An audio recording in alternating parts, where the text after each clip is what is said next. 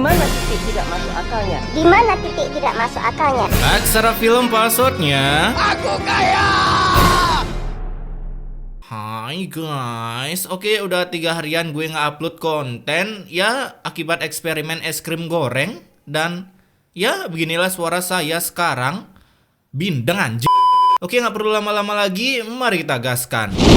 Film yang ide usahanya serba keliling ini dibuka dengan kakek-kakek yang mungkin mengira ini masih di zaman kolonial Belanda karena bisa-bisanya menawarkan usahanya sebagai jasa timbangan keliling.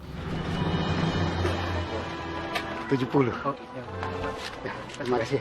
Buset dah, segampang itu ya nyari cuan. Kenapa nggak download di Play Store aja ya?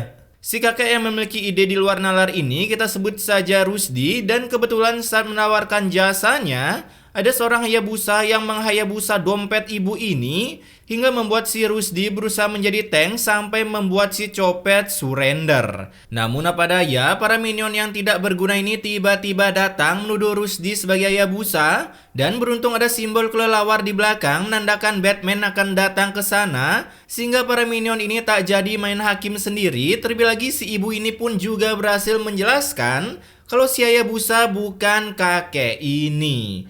Pencopetnya sebetulnya bukan kakek ini. Untung ibu ini nggak buta map sama skin. Selesai bergelut dengan hayabusa, Rusdi pun menghampiri alat penghasil cuannya yang sempat tergeprek. Lalu ia pun juga bertemu dengan cucunya yang tentunya seorang begundal karena malu mengakui Rusdi sebagai kakeknya. Aku nggak kenal dia kok. Dia nggak penting, udah yuk. Ini orang udah kuliah kan? Tapi kenapa pemikirannya suka primitif ya? Ya contohnya malu ngakuin pekerjaan kakeknya. Padahal mah kita sukses ada di tangan sendiri. Belum tentu kakeknya kismin si cucu ikutan kismin. Malam harinya si Rusdi pun menghitung cuannya yang tak seberapa. Lalu terjadilah sebuah peng-open waran yang dilakukan oleh begundal cucunya. Karena ya sesuai kata-kata saya tadi, aduh. Aku tuh malu kalau bisa teman-teman aku tahu kakek itu kakek aku. Nah beginilah kalau kuliah niat cuma nyari titel doang. Jadi lupa kalau adab kita baik ke orang tua itu bisa datangin rezeki cuy.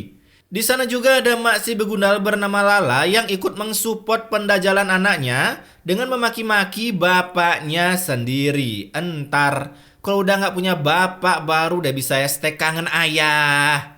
Pagi harinya ketika akan berangkat kerja, datanglah suami si Lala bernama Rudi yang juga ikut mem-BGST-kan karena ia menyuruh bapaknya berpetualang dimensi untuk mencari cuan. Lalu cuannya itu diberikan ke abang-abang ini. Bapak akan usahakan berikan uang kamu yang cukup hari ini. Ya ilah pak. Ingat umur napa? Tinggal datang ke panti jompo cari nenek-nenek single, terus hidup bahagia, udah.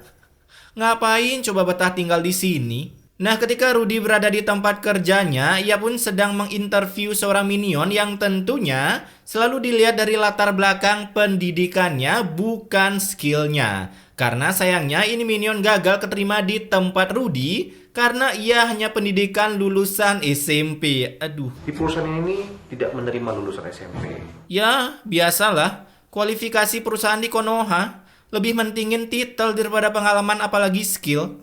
Di sana Rudi pun menyuruh minion ini untuk menombok agar bisa kerja. Ya kebiasaan Konoha. Cuman 2 juta aja. Karena dengan membayar 2 juta, minion ini sudah dapat dipastikan lolos dan sudah bisa bekerja mulai besok. Aduh. Kerja biar punya duit, malah punya duit dulu biar bisa kerja. Nombok cuma 2 juta, murah kali cuy. Kalau yang asli mah puluhan, apalagi yang berseragam sampai ratusan. Caks. Di sisi lain saat Rudi bekerja, ia pun harus menerima berbagai bacotan para minion ini. Akibat berat badan mereka bisa tiba-tiba naik hanya dalam 1 hari. Kemarin berat badan saya 56 kilo, sekarang malah jadi 66 kilo. Guna lu nimbang tiap hari apa Bambang? Gabut bener dah. Alhasil Rudi pun gagal mendapatkan cuan dari 2 minion langganannya ini. Ya gimana nggak dibilang langganan, orang tiap hari nimbang. Apa jangan-jangan 2 anak muda itu ngerjain aku ya? Oh ternyata dikerjain toh, buset dah. Tega bener sama aki-aki. Dan benar saja saat di masjid ada seorang minion lagi yang ingin menimbang, dimana ternyata hasilnya akurat. Dan kalian mau tahu berapa ongkos sekali nimbang? Kembalinya? Nggak usah kek, buat kakek aja. Harga nimbang badan kan cuma 2.000. Wah, berasa bayar parkir motor ya guys.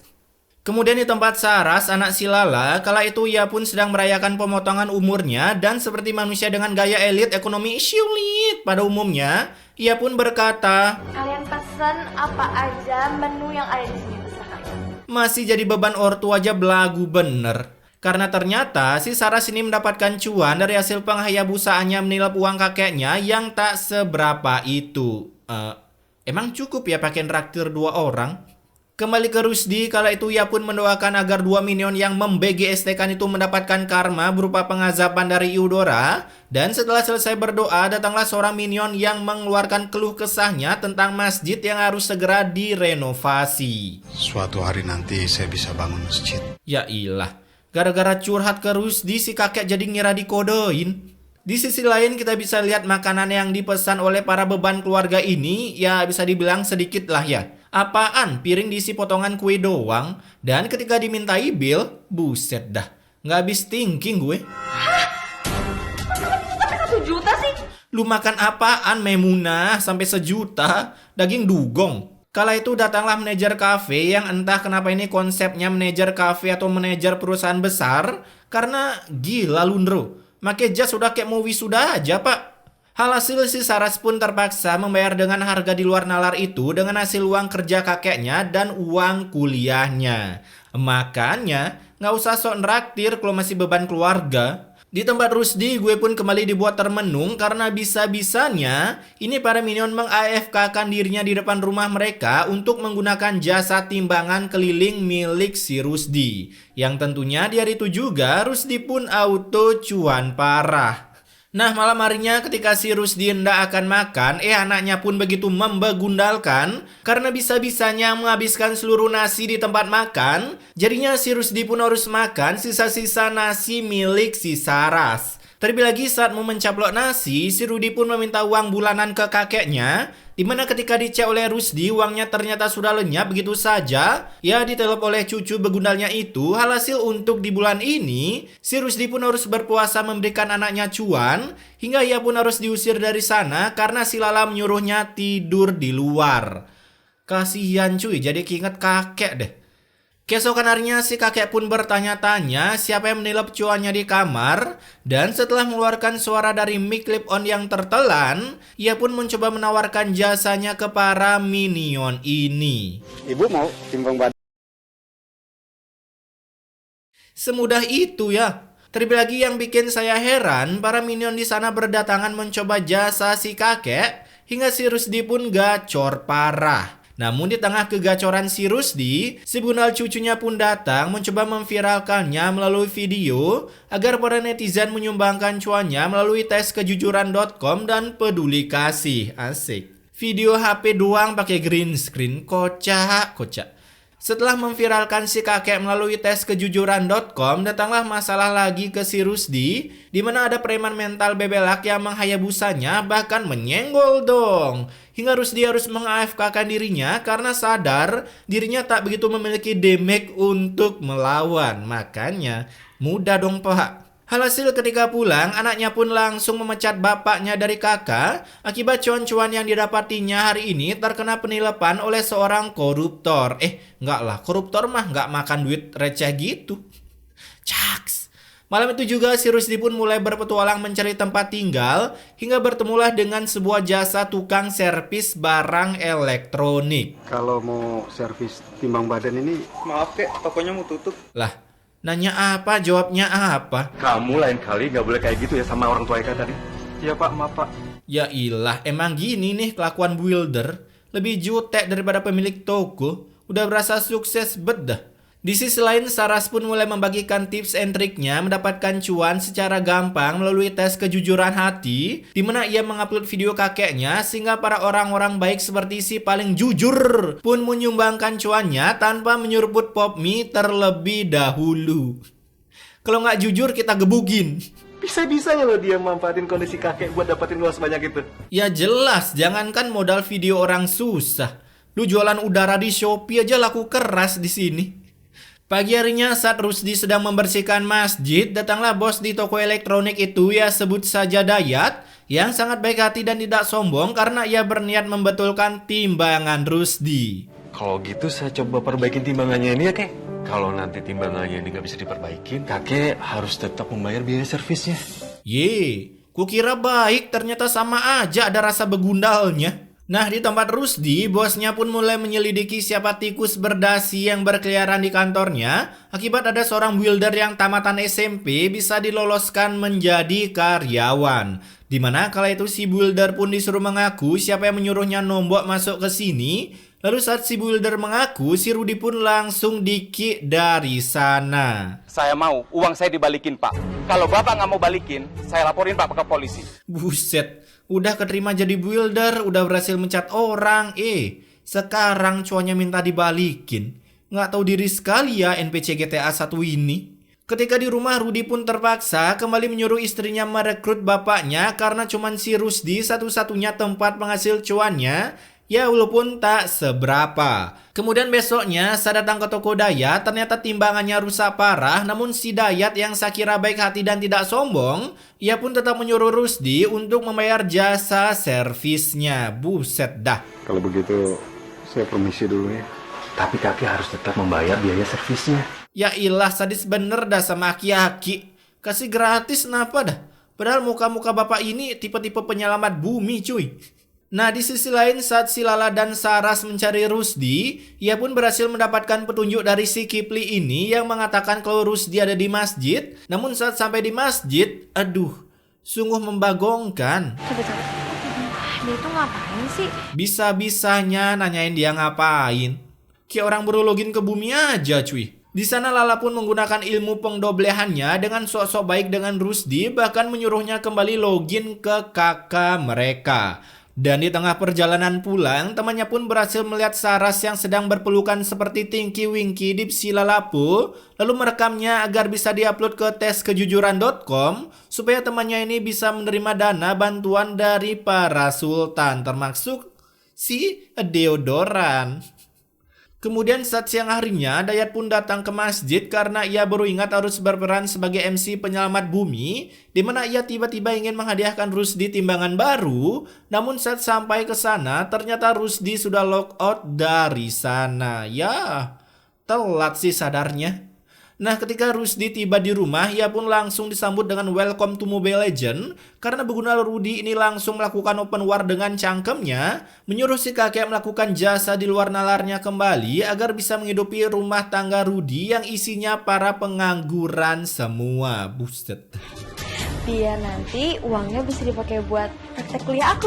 Ya ilah, bukan maksud ngeremehin ya, karena cuan dari hasil nimbang badan berapa sih? Mana cukup cuy bayar kuliah.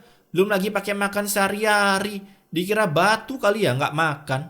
Lalu besoknya saat Saras ke kampus, teman-temannya pun menjauhinya karena Saras memiliki kakek yang ide bisnisnya bisa memonopoli pasar dunia. Hasil dua beban keluarga temannya ini pun ingin melaporkan ide usaha kakek Saras, bahkan ingin mengeluarkan Saras dari kampus karena takut si Saras bercita-cita meneruskan usaha bapaknya. Kala itu Saras yang begitu stres, ia pun mencurahkan isi hatinya ke kedua orang tuanya yang begitu membeban keluargakan, di mana kata Saras ia harus membayar cuan sebesar 5 juta jika tak ingin dipindahkan ke Universe Azab. Bahkan dengan cuan 5 juta itu, teman-temannya tak jadi membuat petisi untuk mengekik Saras dari kampus. Namun karena orang tua Saras ini masih jadi beban keluarga, ia pun memberikan solusi yang easy peasy, yaitu sekarang Bapak minta kamu berhenti kuliah aja ya. Bapak tuh udah gak ada uang buat biayain kuliah kamu. Lagian udah tahu ortu nggak kerja. Bukannya buka aplikasi ijo malah ikut-ikutan jadi pengangguran. Mendengar solusi bapaknya, Lala pun malamnya mendapatkan surat cinta dari Starla yang mengatakan kalau Saras telah lock out dari sana. Hasil kakeknya pun seketika pergi untuk mengejarnya. Di perjalanan sambil menyeret skin-skin di kopernya, Saras pun tiba-tiba terkena jurus pelan-pelan Pak Sopir. Hingga kakinya kesemutan, tapi beruntung ada Pak Dayat yang menolongnya, mengajaknya ke ke rumah sakit untuk menghilangkan kesemutan di kakinya. Beruntung Pak Dayat mengepik dokter perempuan sehingga kaki Saras tak perlu diamputasi. Ya kalian tahu sendirilah kalau dokter laki-laki. Dan setelah sembuh, aku boleh kerja di tempat kamu nggak? Emang punya skill apa? Ya boleh. Buset, segampang ini dapat kerja. Oke, buat kalian yang lagi pengangguran boleh dicoba trik dari Saras. Harus ditabrak motor dulu tapi biar ada yang nyelamatin. Beberapa hari kemudian karena Saras belum juga ditemukan, Lala pun begitu stres, terlebih lagi merasa bapaknya tak berguna. Karena tak bisa menghasilkan cuan, si Rusdi pun akhirnya kembali dikik dari kakak Lala. Kasian bet cuy. Di sisi lain saat Saras berjualan, ia pun ternyata sudah memiliki mental koruptor sedari lahir karena ia menaiki dagangannya agar bisa mendapatkan pundi-pundi cuan. Aduh. Ya udah deh, nih. Padahal belanja barang harus ada nota. Kenapa nggak minta nota dah? Beruntung ada CCTV yang melihat kejadian ini sehingga Saras pun gagal melewati tes kejujuran yang dibuat oleh Dayat. Alhasil tanpa mengatakan kita gebugin aja, si Dayat pun langsung mengambil koper Saras lalu mengusirnya dari sana. Saya ini meskipun nggak pernah kuliah, tapi saya selalu memegang prinsip kejujuran. Toh denger tuh, prinsip kejujuran. Siang harinya kakek Rusdi pun mulai datang kembali ke musola tempat meng-AFK-kan dirinya saat malam hari. Dimana saat sampai ia pun diberitahu oleh para minion ini kalau si Dayat selalu mencarikannya. Jadinya di hari itu juga si Rusdi langsung OTW ke tempat Dayat. Nah ketika sampai Rusdi pun sangat ketakutan mengira Dayat akan mengultinya dengan kata-kata kebun binatang akibat belum bayar jasa servis. Terlebih lagi saat seorang builder keluar, Rusdi pun mengingat kalau saat zaman Belanda masih menjajah, si builder ini sempat menjatuhkan uang 100 ribuan, tapi saat ingin dikembalikan, tiba-tiba si builder menghilang layaknya bersuara ketika di zaman Orde Baru. Asik. 100 ribu itu adalah asisten saya. Karena kita memang lagi mencari orang yang jujur seperti kakek Muji. Buset, tes kejujuran dong, seperti konten kreator siapa ya? Caranya juga sama. Buang-buang uang, terus dikembaliin, terus dapat uang. Hasil karena si Rusdi berhasil lolos dari tes kejujuran Dayat Deodoran, ia pun langsung disuruh tinggal bersamanya, bahkan langsung di ACC menjadi karyawannya. Kemudian saat malam harinya, Dayat pun menceritakan kalau sebelumnya ada sosok Ayah Woman di tempat kerjanya, dan betapa terkejutnya Rusdi kalau ternyata sosok Ayah Woman itu adalah Saras 008, cucunya sendiri. Dimana ternyata si Saras ini setelah dipecat ia kembali pulang ke rumah. Niat melarikan diri dari rumah malah balik karena gak kuat sama kehidupan di luar. Gini nih kalau anak-anak mami minta mandiri. Keesokan harinya datanglah dua preman mental bebelak ke rumah Rudi berniat menyita rumah mereka. Karena ternyata sertifikat rumah tersebut sudah digadaikan oleh Lala untuk keperluan makan sehari-hari. Buset, makan doang sampai gadein sertifikat rumah. Bukannya nyari kerja. Jadinya si anak yang berwajah login ke rumah, ia pun harus logout lagi karena rumah tersebut sudah disita. Nah, 1 tahun kemudian, para bunal ini pun sudah menjadi seorang gembel permanen. Bahkan di saat susah-susah begini, si Lala bisa-bisanya malah sakit. Dan ketika dibawa ke dokter... Gimana keadaan istri saya, dok? Istri bapak terkena tipes. Wih, penyakit langka. Seumur-umur nonton ikan terbang, baru kenal penyakit tipes. Biasanya kalau nggak koit, kanker ya buntung. Alhasil karena tak ada cuan, mereka pun datang ke masjid tempat Rusdi biasa sholat. Dan saat sampai, ia pun begitu kaget melihat kondisi masjid. Bahkan saya pun begitu kaget mendengar cangkem si minion ini bertutur rahayu. Dia merawat musola ini sampai beli tanah. Kerja 1 tahun cuy, di tempat elektronik udah bisa beli tanah, renovasi masjid lagi. Singkat bener dah perjalanan suksesnya. Kala itu mereka pun datang ke toko Rusdi hingga berhasil kembali bertemu dengan kakeknya dan sebuah percakapan di luar nalar pun langsung terjadi. Kakek, apa yang hasil kakek? Langsung kena mental dong, lagian itu cangkem nyerocos mulu kayak betina. Di sana mereka pun langsung berlutut untuk meminta pertolongan si kakek karena Lala sebentar lagi mau koit kalau tak membayar tagihan rumah sakit. Jadinya si Rusdi langsung OTW menuju rumah sakit sehingga Lala pun berhasil terselamatkan bahkan tobat menjadi seorang begundal.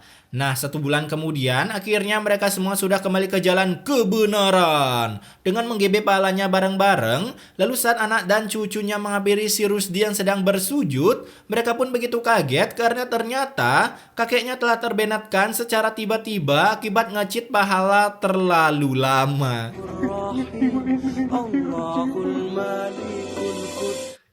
Ada yang aneh tuh. Nah, kelihatan tuh kan jakunnya gerak. Oke, pesan immortality-nya di sini, sesukses dan semandiri-mandirinya kita tetap tak boleh melupakan jasa orang tua, apalagi sampai mengekiknya dari rumah. Karena semandirinya kita pasti saja akan butuh sosok orang tua di samping kita untuk saling berbagi cerita, keluh kesah, bahkan masalah. Karena orang tua adalah sosok pro player di dalam dunia ini yang sudah berpengalaman merasakan pahit dan manisnya dunia ini. Oke, saya Wisnu, jangan nyiksa orang tua, blok.